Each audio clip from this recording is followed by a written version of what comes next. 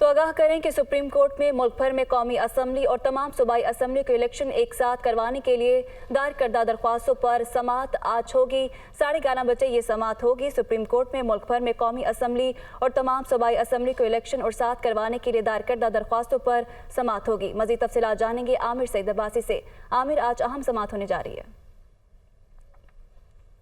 बिल्कुल, supreme court में आज chief justice of Pakistan justice Umar Ata Bandial की सरबराही में 3 रुकनी बेंच एक बार फिर समाअत करेगा। मुल्क भर में एक साथ इंतखाबात कराने की जो दरख्वास्त थी एक शहरी की तरफ से दायर की गई थी, जिसमें सुप्रीम कोर्ट ऑफ पाकिस्तान ने जब तमाम सियासी जमातों की तरफ से ये बयान दिया गया कि वो मुज़ाकरात के लिए तैयार हैं और इस आइनी बहरान जो इंतखाबात क्या अलग अलग होंगे या मुल्क में एक साथ होंगे, इस मामले के ऊपर अगर तमाम सियासी जमातें मुज़ाकरात के लिए तैयार हैं तो सुप्रीम कोर्ट को कोई एतराज़ नहीं है और इसमें मुशावरत की जा सकती है। और ऐसा ही हुआ कि मुज़ाकरात के 3 दौर हुए अपोजिशन PTI और PDM की हुकूमत के दरमियान, लेकिन कोई नतीजा खेज़ मुज़ाकरात नहीं हो सके, जिसके बाद PTI की तरफ से सुप्रीम कोर्ट में एक रिपोर्ट भी जमा करवाई गई, जिसमें कहा गया कि 3 अदवार के बावजूद कोई नतीजा खेज़ हल नहीं निकाला जा सका। लिहाजा अब सुप्रीम कोर्ट ऑफ पाकिस्तान आइन के मुताबिक फ़ैसला कर दे और अपने 14 मई को पंजाब में जो इंतखाबात कराने का हुक्म दिया गया था उस पर अमल दरामद करवाए।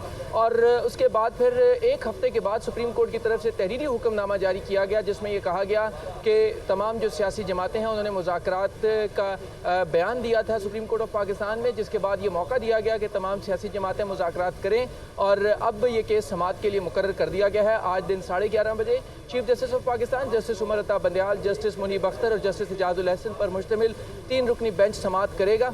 इस हवाले से वफाकी हुकूमत ने भी आज सुबह अपनी रिपोर्ट जमा करवा दी है और इस रिपोर्ट में ये बताया है कि ऑल्दो के मुज़ाकरात कामयाब नहीं हो सके, लेकिन इस रिपोर्ट में सेनेटर इसहाक डार जो हुकूमती मुज़ाकराती टीम के सरबराह थे, उन्होंने ये बयान दिया है कि नतीजा खेज़ तो नहीं हो सके, तहम मुस्बत पेशरफ्त हुई थी और बेशतर नुकात पर इतफाक़ कर लिया गया था और इस नुक्ते के ऊपर भी एतराफ़ कर लिया गया था कि तमाम मुल्क भर में एक साथ इंतखाबात होंगे। तहम असम्बलियाँ जो हैं वफाकी कौमी असम्बली और जो दीगर सूबाई असम्बलियाँ हैं 2, वो कब तहलील होंगी, इस नुक्ते पर इतफाक़ नहीं हो सका, लेकिन वफाकी हुकूमत अब भी मुज़ाकरात के लिए तैयार है।